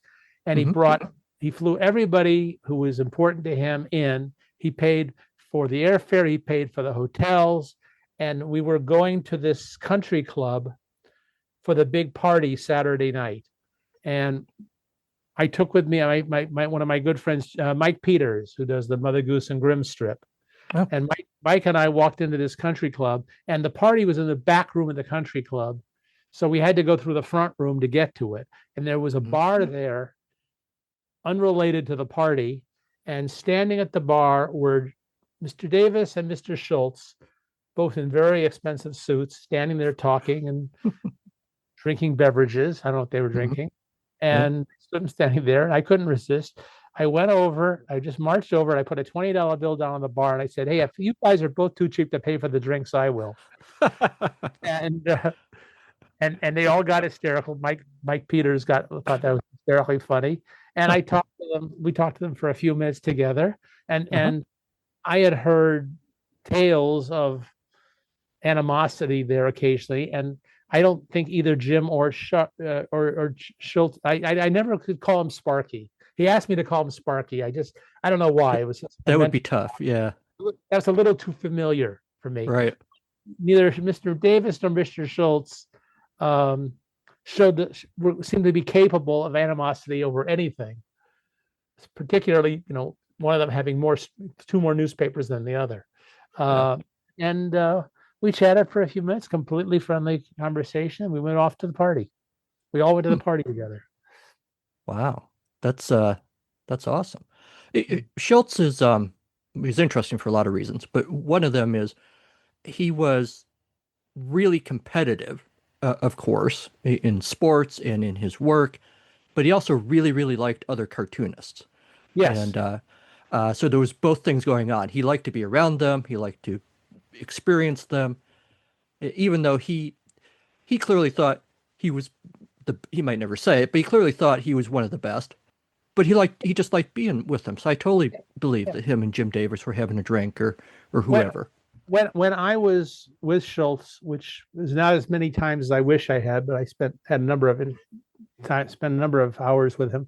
I kept asking him questions about the strip and about how he did it, and about his views on how he laid things out and how he constructed the strip. And he kept moving the conversation, not trying to avoid my thing, but he kept bringing up other cartoonists. And I remember we'd be talking about Walt Kelly, we'd be talking about George Harriman, we'd be talking about Percy Crosby a lot, who was one of his main points of inspiration. Yep. And he loved it when I had a story to tell him about some cartoonist. And I had a lot of stories about Walt Kelly, having been, involved for years with Mr. Kelly's daughter, Carolyn. And he admired all these guys and respected what they did. I think he understood what they did better than most people would. And he, there was a certain, among the guys who did newspaper strips, there was a certain shared camaraderie to having a lot of the same problems. One of which being, you get up in the morning and there's the drawing board, and you don't have an idea in your head, and then you've got to feel like you got to put something down today.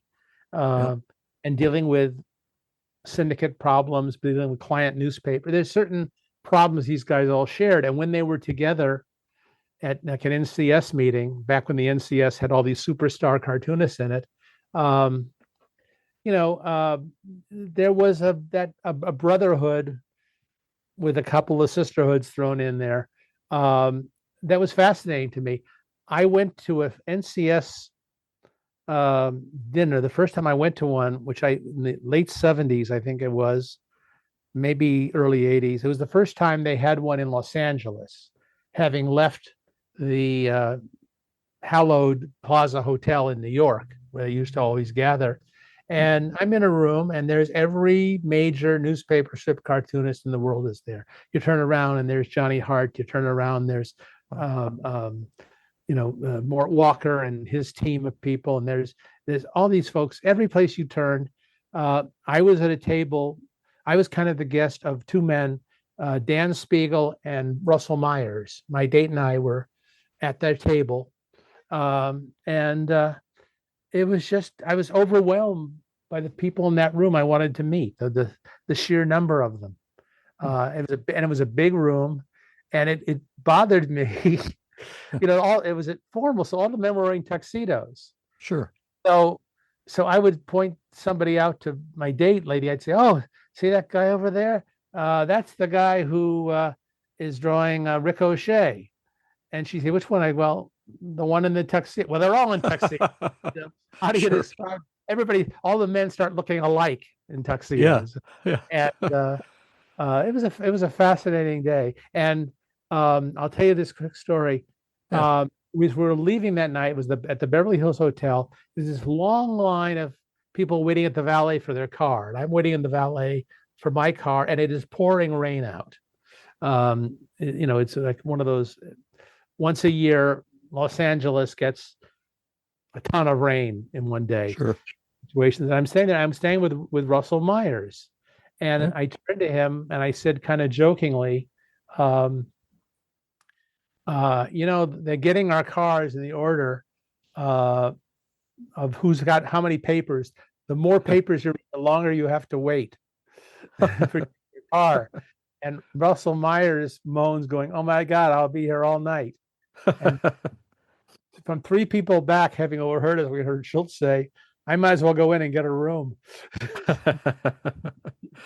Well, you use the term superstar cartoonists, and that makes me think about kind of where we're at. Newspapers aren't what they used to be. Comic strips aren't what they used to be. Is there anything comparable now to, I guess, the old days of the superstar cartoonist? I think there's in print, no. Yeah. I mean, there's people who do animation that stands out. There's people who do various kinds of stand-up comedy and film that distinguish themselves. But most people don't see a newspaper anymore. Right. They just don't. I actually have a subscription to the LA Times, and we throw it away. I get to the Sunday LA Times, and it's thrown away every week because it's cheaper to buy the subscription to LA Times and get online access to the Times website than it was to buy the online access to the website.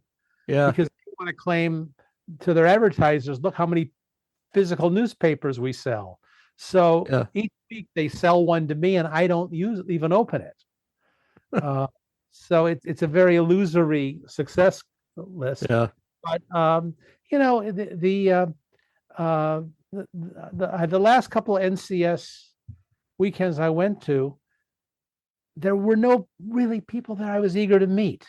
Yeah. I used to go to these things, and there's all these people there I wanted to meet. It's the same thing with comic conventions. Right.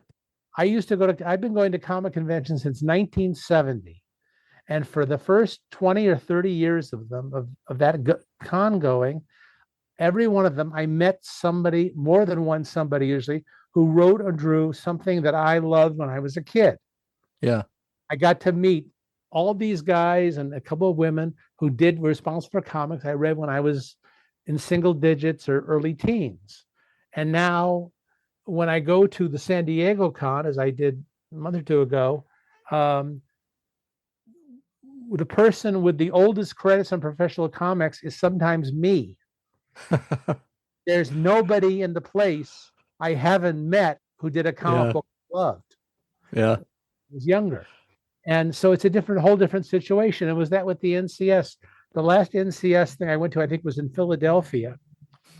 And it was a wonderful experience for one reason, which is I got to spend a lot of time with Nick Megalin, the former editor of Mad Magazine, who I was a friend of mine, and who was in the mood to tell me dark secret stories about the history of Mad that I did not know. And I'm obsessed with doing everything possible at Mad Magazine. Sure. And I rated a panel with a bunch of people who worked for Mad. And 3 days later, Nick died. Oh, wow. And I thought, oh, I'm so glad I had that last weekend with him. I'm so glad we had those hours together. Yeah, absolutely.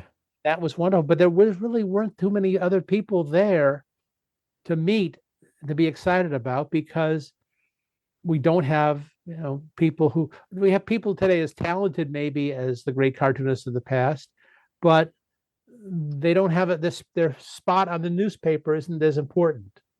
Yeah. On the newspaper page, because people don't read newspapers, and if they do, they don't. I mean, if I were today, if today we had the lineup of strips I had when I was a kid, I still don't think I would. And I could follow them on the internet. That's a better place. I can go now and to the Doonesbury page and read a couple of weeks of Doonesbury at once, which I always preferred. I was never that wild about following a strip day to day to day. I loved reading them sitting down and reading a whole. I didn't actually even read when I was following Doonesbury when it was new every day. I almost never looked at it in the newspaper. I just waited for the next paperback and read them all then. Oh, sure. Much more fun. Yeah. Well, now comic readers, I would guess, prefer to go to the internet and read it in short hits, because that's the attention span we have now, as opposed to sitting down with a whole collection. And it doesn't get your hands dirty. And it doesn't get your hands dirty. Yeah. And you copy them off the page in one click if you want to save them. It's a much more efficient way of reading these things. Yeah. Yeah, absolutely. Well, doing my due diligence and kind of researching your work life and your history, another thing I get the sense that you have an interest in are like the old black and white film comedies, the Our Gang comedies and Laurel and Hardy and that kind of thing. Well, I talked about them with Schulz, actually. Yeah. We spent a lot of time talking about Laurel and Hardy. We may have anticipated my question then. I'm a big Laurel and Hardy fan. I watched the Our Gang movies when I was a kid. I'm relatively young, I guess. I was born in the 70s, so I would watch them as a little kid in reruns. And Laurel and Hardy, I'm still a fan of. Do you think, and maybe this is what you're going to say, that those black and white film comedies, because of when Schulz grew up, were an influence on him? Absolutely. Okay. He said that, and we talked he was really impressed that I had met Hal Roach. Okay. Spent time with him. Wow. And we talked about Laurel and Hardy. We talked about Buster Keaton a lot. Yeah. We talked about how Ernie Bushmiller from Nancy actually used to write for silent comedians. He wrote for Harold Lloyd for a while. Oh, wow. I don't think I knew that. Yeah. I bond with a lot of people because I have a lot of useless information to offer. Information that seems useless until that can serve you well. Yeah. Right person. And Charles Schulz had a wonderful sense of humor. He didn't display it in person as much as a lot of people I know who feel that they have to get a laugh every 10 seconds they talk to you. He was not one of these guys who has to make the conversation into his own personal talk show. Right. But when we talked about the strips, he was genuinely interested in which ones I loved and what I loved about them, and which ones I wasn't as interested in. He interrogated me like a test audience, or he's doing research for his strip. After doing it at this point for 40 or 50, 45 years, he was still looking to test the product out. Sure.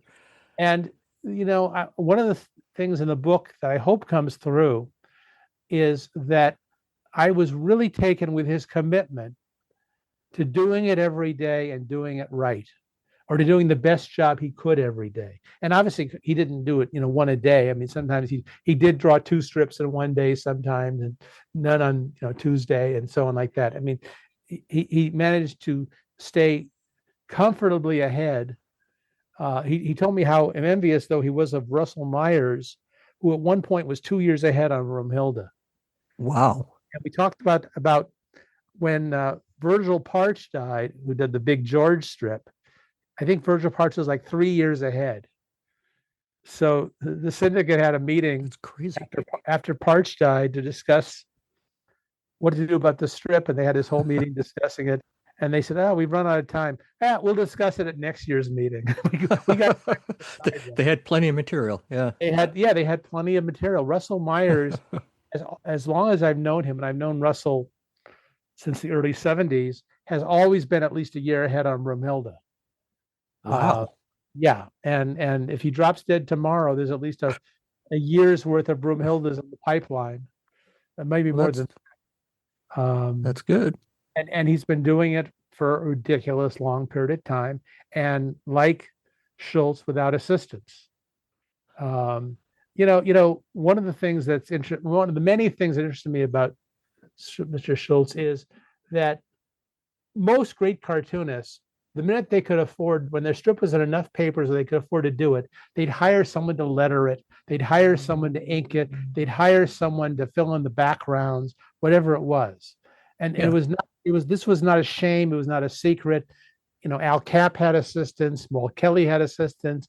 Yep. Milton Caniff had assistants. There was probably a period there where the top 25 strips in the country were all by one guy and his assistants. Sure. Schulz never did that. Nope. Never hired someone to give him gags. He hired people to help out in his life, to help him run the merchandising aspect of it, to keep the office organized, to make sure he always had enough ink on supply. I mean, it helps to have an assistant, someone there to answer the phone and deal with the mail and Sure. whatever it is, open the packages. Fine.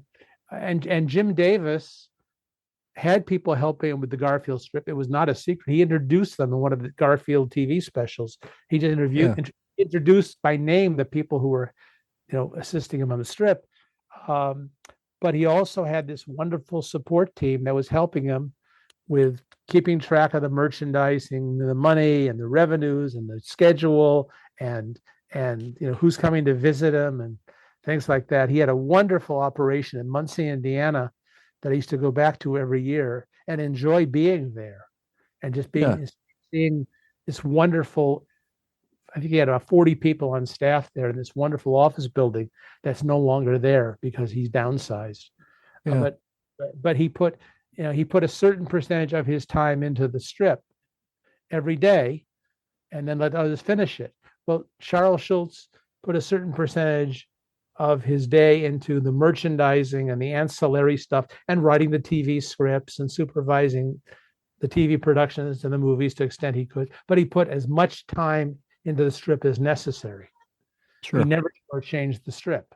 And even at the end, when he had that shaky hand, which you can see in the last year or two of strips, yeah, somebody probably said to him, I don't know this for a fact, but somebody said, "Listen, Sparky, we could bring in someone who could, just do the ink lines, just follow your pencil line and clean up the shakiness, or maybe do the lettering." And he said, "No, I'm doing this strip by myself. I want to be responsible for every dot of ink." This is not a quote. This is a supposition on my part. And he got to the end. Till the end. Plus, even though you could see it in the finished product, he was talented enough to work it in, and it just kind of became part of his style. And it looked a little different, but it was still really beautiful artwork. And I love that in his later years, he was experimenting with getting away from that 4-panel format. Yes. He was experimenting with gray tones in the strip. He was experimenting with different camera angles he'd never tried before. Yep. And you know, he didn't just keep replicating the same strip over and over again. He kept taking it in new directions and finding new ways for Charlie Brown not to kick the football. You would think there were only so many ways, but he kept finding new ones. That's for sure. Well, you know, Yeah. it's one of the things I admire. One of my favorite comic books, and I am one of the few people who loves this the way it deserved to be loved, was a book called The Fox and Crow, the DC Comics published in the 50s and 60s. Okay. And the guys who did it, mostly a cartoonist named James Davis, not to be confused with the other Jim Davis, and a couple of writers, different writers they worked with, they did hundreds and hundreds of these little 6-page stories of the Fox and the Crow with one fox and one crow and almost no supporting cast. They kept finding new variations, like it was a challenge to them. Anybody can come up with a new idea by saying, like we do in sitcom, you know, in every TV sitcom every week, how do we make this one different? Well, let's bring in the lead character's brother. Let's bring in his mother. Let's bring in his school teacher from the past. And the episode kind of hinges upon the new person in there. What is wonderful on a sitcom is when it's internal, when they do an episode where the plot is not carried by a guest star. It's an episode, MASH, which is about Hawkeye and or Trapper and or, you know, Hot Lips and or Frank Burr, you know, without bringing in the general of the week or the private of the week or the wounded soldier of the week. Yeah. Same way, Schulz expanded his cast out over the years, but he still did it every year. An awful lot of strips that were just with Snoopy and Charlie Brown and Linus and Lucy, and you know, Peppermint Patty kind of became a major figure. Yep. She was the only one who became a really major star in the last half of the strip's run. And there was a period that would look like the Peppermint Patty strip, because she had her own supporting cast of her neighborhood, including Marcy. But you know, if I were doing a daily strip, I would want to do it that way. I would like that challenge to say, okay, I'm 78 years old, or can I come up with something I haven't done before that's worth a printing? Yeah. And he did that. He kept coming up with new and innovative things to the end. Back in the day, if Schulz had come to you and said, "Hey, Mark, come work for me on Peanuts," would you have done it? I wouldn't have believed it, but it'd be a shock. But yeah. Well, if he suddenly said, "I want assistance," and of his own, and he wasn't, you know, under the drunk at the time, yeah, absolutely. I'll tell you what I would have said. I said, absolutely, I'd be glad to do it. If I get paid, that would be nice, but it's not necessary. Which is kind of what I said to Jack Kirby when he asked me if I'd be his assistant in 1970. Yeah. You know, it took a long time to decide to accept Jack's offer. It took about half a second. and at that point, it was a job I didn't know what it would involve, what I would have to do, what I'd be paid. I just said yes blindly, just for the sake of, I want to be around this genius man. Yeah. I want to be with him. I want to see how he operates. I want to get closer to him. I want to, you know, get closer to the candle. Forgive me for my phone ringing on this. You may recognize that music, Phil. Laurel. I was gonna say. I think I recognize that. First theme music. Yeah, it's one of my. I have 2 ringtones. One of them is that, and one of them is Dick Van Dyke Show theme. But if Schulz had said, "Hey, Mark, I want you to come work for me," there might have been a geographic problem because you can't get me out of Los Angeles. And he was Santa Rosa. But if that problem could have been solved, yes, Mr. Schulz, I will work for you. I will do whatever you'd like. Would you like me to go get you coffee? I mean, whatever it was. Yeah, absolutely. Now, you didn't do that, but you have been fortunate enough to work with a lot of iconic characters, right? You know, Garfield and Superman and Scooby-Doo and on and on and on. Having that experience and then just being a fan of comics and all of that in general, what, you know, whether it's Snoopy or anybody else, what gives a character longevity? I think it's different from character to character, but I think the common trait is that people connect with the character and see in the character something that interests them about his or her personality, style, wit, situation. The question I am asked constantly, and thank you for not leading off with it in this interview, is why do you think Peanuts been around so long? Why do you think it was such a success? And the answer, which I think is so self-evident, is everybody who reads the strip can connect with one or more characters in it. Yeah. We all know someone like Lucy, or we know someone like Linus, or we know, and we all at some point have felt like Charlie Brown. Yep. Every one of us has been on one side of the schoolyard. Well, the kid we'd like to meet, preferably of the opposite gender for some of us, is on the other side. And you think, gee, wouldn't my life be fun if I could have that person in that life? But it's not going to happen. Or we miss the football, or our kite gets stuck in the tree, or metaphorically, Or we just have one of those Charlie Brown moments where not only is there a failure, but there's an ironic, oh my God, this had to happen failure. It's such an appropriate failure. It's like something I should have seen coming. Yeah. Well, and I think at one point or another, I have felt like every character in the strip in some way, I've connected to that character. I didn't ask that question because anyone listening to this podcast, I think, probably knows the answer to that, like you said. So, well, Peanuts has had longevity. It's the 75th anniversary of the strip. We should talk about it. We're here today, of course, because you have got a new book, The Essential Peanuts by Charles M. Schulz, the greatest comic strip of all time. Abrams Comic Arts published it. It's out now as people are hearing this episode. What did you want to do with this book? I wanted to get it done in time. That is a very honest answer. Yeah. Which was a problem because we had a deadline. The book had to come out on the anniversary, the 70th anniversary, and there's a back time. It is difficult to get books printed of this size and shape and print quality. You can't do it really in this country these days, or the book would have cost 6 times as much.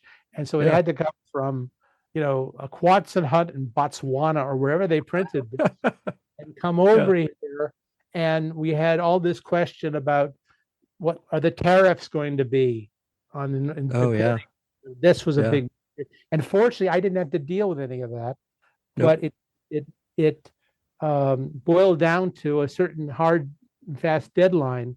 I was asked to do this book when I was at the 2024 Comic-Con International in San Diego last year, and I saw my first printed copy of it at this year's convention. So from the moment they asked me, will you do this book? And I said yes, to the moment I held a copy in my hands was 1 year exactly.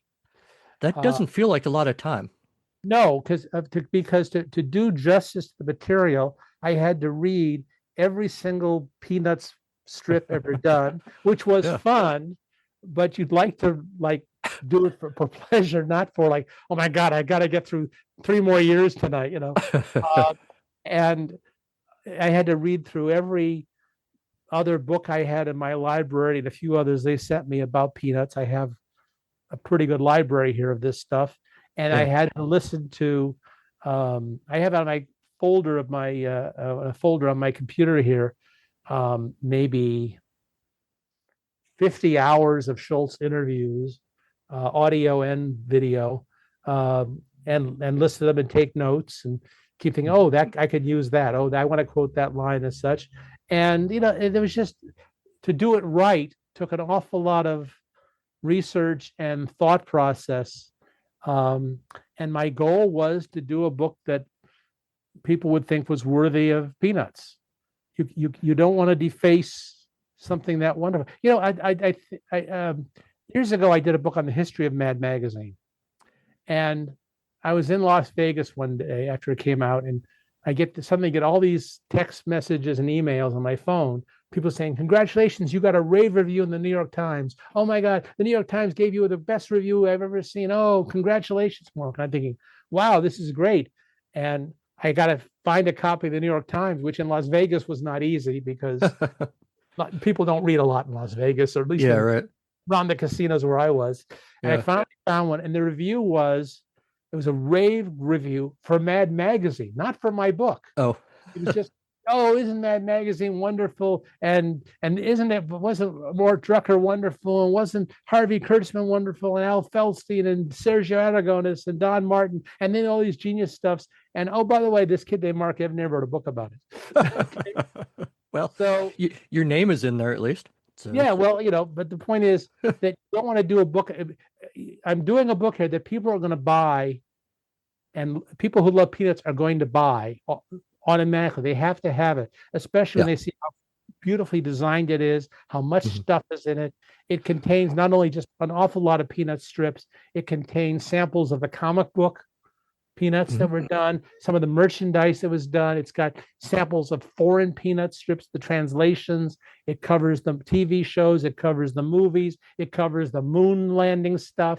We cover all these different aspects of it. So if you were a Peanuts fan, you this is a book that you're going to treasure and consider an important thing in your library, and you don't want people to read it and go, yeah, but the text didn't, did the guy who wrote this, did he understand what he was talking about? Yeah. And you want to try to tell them something they don't already know, an observation, you tell them something.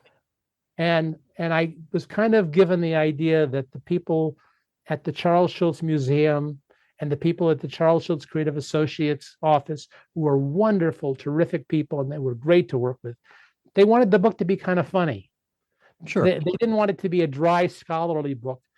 They came to me because I tend to write things that are a little silly and have jokes in them, and I focus a lot on something which was not mentioned in a lot of those many books about Schulz, that he was funny, that the jokes were funny in the strip, and that it made you laugh out loud at many times, and that he knew how to deliver a punchline in that fourth panel like nobody's business.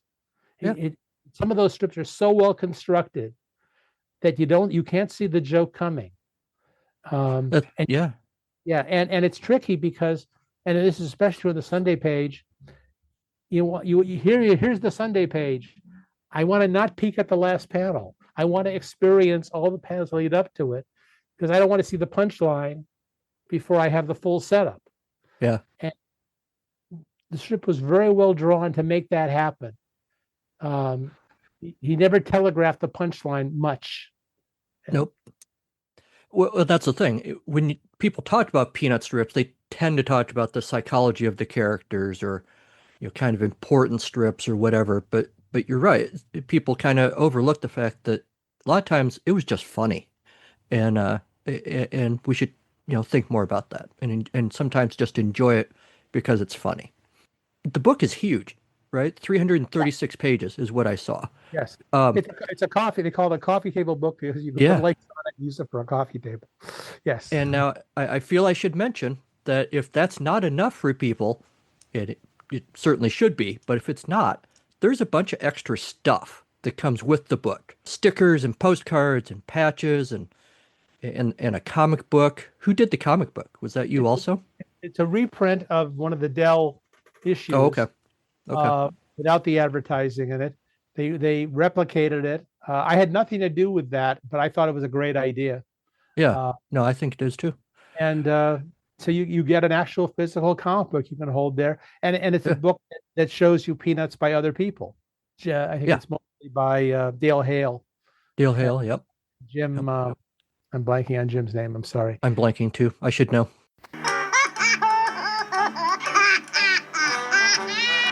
Hey, Future Bill here. Jim Sassville is the name Mark and I were trying to come up with. Okay, back to Mark. Yeah, I should. But I know who you're talking about. Yeah, and I think Schulz did the cover on it, I believe. Yes. But and that was part of the Peanuts experience for me.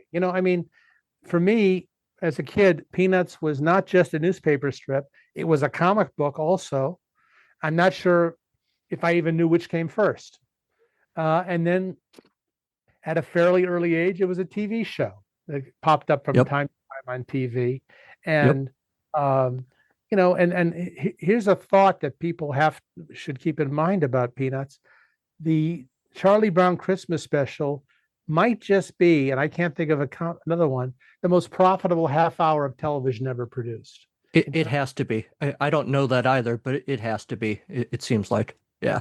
Lee Mendelson was a very shrewd, smart businessman. I worked for Lee a lot. I knew him very well. I spoke at his funeral. In fact, my lead-in when I spoke at his funeral was David Benoit playing Linus and Lucy. Oh, wow. Performance of David Benoit, who's now the carrying on the spirit of Vince Guaraldi, the designated Peanuts pianist. He played Linus and Lucy, and everybody kind of choked up. I was going to say that had to be an emotional moment. Yeah. And now our next speaker is Mark Evanier, and I think I got up there and thanked David for opening for me. But this is all part of the Peanuts experience for people. And I didn't have a lot of clothing of mine that had Linus on it or Snoopy, but that was part of the Peanuts experience. And the dolls were part of the Peanuts experience. And it just these characters kind of became parts of our lives, and they were everywhere we looked at for a time. I sometimes would go to schools and teach kids cartooning, and I would teach them how to draw Charlie Brown, and they all got it really. I would teach them how to do that squiggle on his forehead, the one. Oh wow, yeah, the little squiggle, and I wouldn't tell them what it was. I'd say, I want you to learn to do this little curl. And they would do this curl, and they'd be okay. So now I would teach them a couple of things. And I'd say, okay, now we're going to do something. I want you to draw a circle. I teach them how to draw a circle and put these two dots in there. And those are comparable to Charlie Brown's eyes. And I'd have them do like the letter C right between them and below it, which is like the nose. But they don't realize they're drawing Charlie Brown yet. Say, okay, now remember that squiggle we learned a couple minutes ago? I want you to put it right there above the eyes. And they would put that in, and so they go, oh my God, it's Charlie Brown. The kids would all hear the excitement as they realized they had just drawn Charlie Brown, because he was recognizable from the rough head shape, the two eyes, the nose, and that squiggle.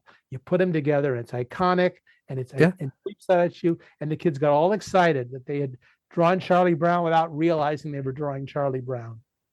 Yeah, I've never been able to pull that off. I can draw a passable Snoopy, but I can't do Charlie Brown. It's just deceptively tough. So they're all deceptively tough, but when I was 6 or so, I could draw a passable Charlie Brown or Snoopy on the books of my friends at school, and they thought I was a genius and a magic person and such. And and it wasn't bad for 6 years old. And I can these days draw Charlie Brown almost as well as I could when I was 6. So, sure. But it gave me a status, but it was also instantly recognizable as something they loved. Yeah. One of the things I think is fascinating is, it's Christmas time, you're in a department store or you're in a store shopping, and they're playing Christmas music. So you hear Jingle Bells, and you hear, Deck the Halls, and you hear Come All Ye Faithful, whatever it was. You hear instrumentals, because they almost never put music in the Muzak in the department stores and stores. They never really put singing. And then at some point in there, they're playing Linus and Lucy and Linus. I forget which one it is. They're playing that song, and it fits, even though it's a Christmas song with no lyrics for them. There are lyrics, but nobody knows them. Right. And all of a sudden, it's a Christmas song. Now, Jingle Bells is a Christmas song because when you hear it, you think in your head, jingle bells, jingle all the way. And Deck the Halls is a Christmas song because while they're playing the instrumental, you're mentally filling in fa la la la la la la la la. And when they're playing the Linus and Lucy song, Lucy and Linus song, it's a Christmas song because you're going, oh yeah, that's from that Christmas special I love. Right. You get to it being Christmas through the special that is not only something you love, it's an important part of your Christmas every year. Every year, your Christmas needs to have a tree in the living room. It needs to have gifts exchange. It needs to have caroling, and it needs to have a viewing of Charlie Brown Christmas. Yeah, I mean, my kids have never read a Peanuts strip, but they want to watch Charlie Brown Christmas every year. And they're, one of them's a teenager and one of them's an adult now, but that's what you do at Christmas. You watch a Charlie Brown Christmas. So absolutely. We should mention, I'll do a little plug here. You're going to be signing books at the Schulz Museum in November on the 15th. Right. And so that's pretty cool. I think I'm going to be at the Cartoon Art Museum in San Francisco on the 16th. Okay. I think double check those dates before you go, folks, because it's still Subject to change. We're recording this quite a ways in advance. We are. That's a good point. So yeah, check the websites and make sure before you pack the car. I imagine putting this book together, you spent a lot of time, and probably even before that, spent a lot of time at the Schulz Museum. I've been at the Schulz Museum a number of times. I didn't make a special trip for this. The Schulz Museum came to me because these people there who know this stuff so well, better than I ever could, because they live and breathe it. Yeah. They were always available to me by email or phone if I had a question. And the manuscript passed through everybody, and we got some very valuable suggestions and a couple corrections from them. Or they'd add, hey, did you know that you could mention this here? And I picked up a lot. I shamelessly used their ideas a lot. I'll tell you, if you go to the Schulz Museum, and everybody should, if they love peanuts enough to listen to this podcast, they should visit the museum in Santa Rosa sometime. It's about a decent 45-minute drive from San Francisco. Mm-hmm. It's a beautiful drive, actually. The museum is beautiful. The parking's good. And you just are enveloped by peanuts, and you walk around wide-eyed with wonder over just how much original Schulz, how many original strips, and then things like his old desk and some of his old pens and things. Yeah. And then they also have classrooms to teach kids how to draw. They bust them in from local schools. They have exhibits of other things besides peanuts, because Schulz was never, insisted that peanuts just be about peanuts. They've got exhibits of other things. And then the thing that I just love to remember is across the street is the ice rink. And I was over there one time, and I was with my partner, Sergio Aragones, and we were sitting there with Jeannie Schulz, who, was such an important part of Sparky, there's his name, life, and has taken such good care of his legacy, such fierce protective care of his legacy exactly the way he wanted. And we're sitting in the snack bar, and Schulz used to draw in a studio in the second floor of that building. I visited him there once. And we're sitting there, and it's an ice skating rink. We're inside. It's 25 degrees in there, something like that. And there are all these kids, 10, 12-year-old kids, ice skating. And they're all bundled up with layers of clothing on, and they're out there skating on the rink. And I'm looking over, watching them, and it's kind of fun to see the little kids skating. And all of a sudden, they start playing music from Charlie Brown Christmas. They've got a loop there of music to skate to, and some of the stuff from Charlie Brown Christmas songs are on it. And looking over, and there's the theme from one of the recognizable themes from Charlie Brown Christmas. And there are these little kids skating in live. And I think, oh, that's Schroeder. That's Linus. That little kid with the dust cloud, that must be Pigpen, whatever it is. It was like this moment when life was imitating art, imitating life, imitating art, imitating life. Yeah. And I just love that moment. I just can keep remembering the thrill of seeing a moment of Charlie Brown Christmas come to life without anyone trying to stage it. It just was happening naturally. Yeah. The kids, you could imagine those kids were Shermie and Patty and Peppermint Patty. And Peppermint Patty wasn't in Charlie Brown Christmas, but you know what I mean? Right. Yeah. So, and I was just waiting for someone to do the goofy dance. And but I just loved being in that ice rink for a couple minutes there. Yeah. It's not every comic or every comic strip that gets its own museum and its own skating rink. Why Peanuts? Well, I think most comic strips can't afford their own. Well, that's probably part of it. Yeah. I mean, Mr. Schulz had so much money, he had to store it on CD-ROM. But I think also there's no other comic strip that got that congressional medal he got. Yeah. He was the first recipient of that, of anyone in his category. Usually you had to be like Gandhi to get one of those medals. Yeah, right. Got one. And I in this book, I tracked down the story of how he got it. I even talked to the congressman who put it up for him. But, wow. There are wonderful comic strips that are just comic strips. They're not part of our lives. I Mhm. never thought, it's wonderful. I used to love Dick Tracy. I never Sure. thought it was part of my life. I never thought of having a Dick Tracy T-shirt on or a two-way wrist radio and go out hunting for flat top or whatever. Yeah, yeah. It was a great comic strip, but it was just a comic strip. And a Mhm. lot of great comic strips are just comic strips, and there's nothing wrong with that. But Peanuts was kind of a way of life. I'd be very curious how many people who know who Charlie Brown was could answer a question if it was like a Jeopardy question of whether, Peanuts first appeared in a comic book, a TV show, or a comic strip. Right. And the answer is it doesn't matter. Right. Just a character that's part of our lives, and he exists in all those different media and others. Yeah. And so, yeah, it's just extraordinary. I have other comic strips I love. On my wall downstairs, next to a framed Charlie Brown Sunday page Schulz gave me, there's a framed Walt Kelly Pogo. There's a George Harriman Crazy Cat. I've got other things up there on my wall that I love, but the other ones aren't as much a part of the national zeitgeist as Peanuts is. Yeah. Well, it is the 75th anniversary, and we've talked a lot about where Peanuts is at now and what it means.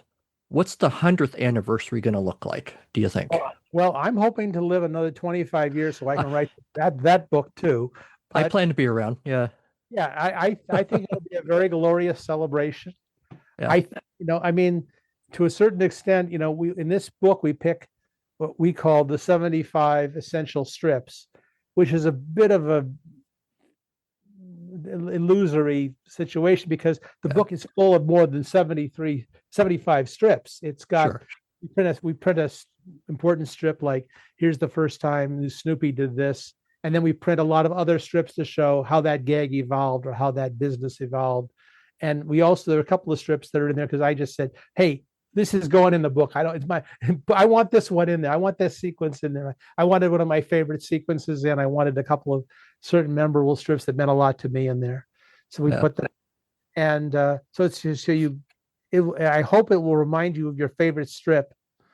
I hope we got your favorite strip in there, but I won't surprise me if we didn't because look how many the guy did. 17,000 plus strips. Yeah. Oh yeah. It's insane. All by himself. All by himself. Yeah. I think somebody else cut the paper for him or something like that. But no, he did them all himself, which is the amazing part of this. I hope that when the 100th book comes out, it's going to have the same, essential 75, except I'll be able to expand to 100. It'll have a lot of the same strips because, the best Peanut strips will still be the best Peanut strips 25 years. We may find that some of the ones time has changed the perspective of, a joke that meant one thing in 1958 might mean something different in the future, but the strip's very timeless. Yep. The characters are kind of frozen in time. They don't belong to any particular era, except for the way Schulz's drawing evolved. A lot of the 1950s strips could have been done in 1980. You can tell they weren't because of the way the body proportions are in the characters, and because once Peppermint Patty came in, she made her presence very known. Well, yeah, and Violet disappeared, kind of. But yeah, she did. But it'll still be an important strip. It'll just be another generation instead of kids who grew up on it. It'll be like, oh, my great grandfather introduced me to this. Right. And you're invited back to the podcast for the 100th anniversary to talk again. Yeah. I hope we're not on Zoom by then. I hope we got something better. I imagine it'll be holograms or something probably at that point. Maybe you'll just teleport me into your office or something. There you go. And anytime between now and then, come back anytime because I really enjoyed talking to you today and I appreciate your time. Well, you've got a good podcast there that does well by its subject matter. I appreciate that. If I'd had 3 years to do this book, I would have listened to every one of your podcasts and probably stolen a lot of observations and anecdotes. honestly didn't get to it. I basically had to do the whole book in about 4 months. It sounds like you had a ton of it's a Herculean effort to get this done, and we're all grateful for it, because I'm looking forward to seeing it. I know people listening to this are going to be looking forward to seeing it, and I can't wait for that. So thanks again. Anytime. Thank you.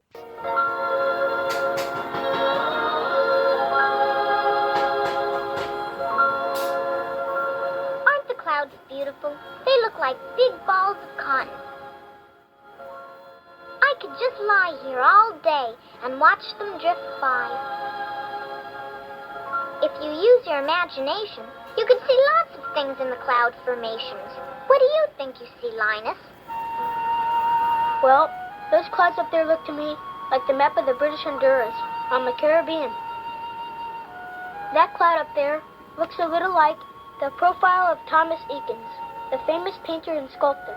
And that group of clouds over there gives me the impression of the stoning of Stephen. I can see the Apostle Paul standing there to one side. Uh-huh, that's very good. What do you see in the clouds, Charlie Brown? Well, I was going to say I saw a ducky and a horsey, but I changed my mind. And that's our show. In a minute, I'll tell you what's up next month. A huge thanks to Mark Evanier for taking the time to sit with me and talk about his new book and about Peanuts and a lot about Garfield, as it turned out. So that was kind of fun. And, Mark's welcome back anytime. I'd like to do a whole episode where we just talked about all the other stuff he's worked on, because, my goodness, he's done a lot of things. Thanks also to Kevin McLeod and Comptech.com for Creative Commons use of his songs, Spacewalker, Mining by Moonlight, and Hidden Agenda. Thanks to Henry Pope for the use of his Linus and Lucy remix, which you'll hear once I stop talking.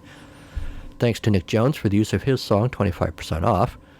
Thanks to Sean Courtney for the This Month in Peanuts History theme, and for creating the random strip generator. You can find its podcast, Charlie Brown, pretty much anywhere you want to get a podcast. Leave a 5-star review anywhere that those places offer you to leave a review. Apple Podcasts is great, of course, but other places do too. It helps other people find the show, makes me feel good. If you hate the show, just look at it as a cruel joke that you can play on others. Like the It's a Podcast Charlie Brown Facebook page. Follow us on Instagram. I am also Carnival of Glee, a number of places. Mastodon, Threads, Spoutable, Tumblr.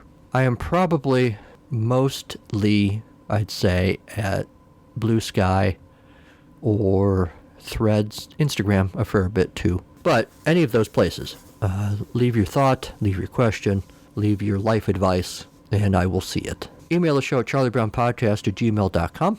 Check out the website, carnivalofgleecreations.com. It's got stuff about this podcast. It's got stuff about Atari Bytes, which continues on its indefinite hiatus, but the episodes are still available. It's got stuff about books that I've written and other projects that I've worked on. All the goodness right there on carnivalofgleecreations.com. All right, that's about it. Let's talk about what we're doing next episode. We will have a review of Snoopy in Space, Season 1, Mission 2. We will have a random strip of the month. We will have This Month in Peanuts History. It'll be November. Spoiler. We will have news and feedback. And then I thought, it's November. Veterans Day is November 11th. I thought maybe we'd take a few minutes to talk about Bill Malden, a cartoonist, friend of Schulz, well known for his wartime comic strips. I thought I would spend a little time reading through those, which I haven't really done all that much before, and talking about what what Malden meant to Schulz, and also, his status as a reference point in the strip, right? His name comes up frequently in the Peanut strip, particularly in relation, of course, to the World War I flying ace. So I thought we talked a little bit about that. If you guys have thoughts about Bill Malden, please share them, and I will pass them along. Another thing you should do, and this is important, just remember, of all the Charlie Browns in the world, you are the Charlie Browniest. See you next time.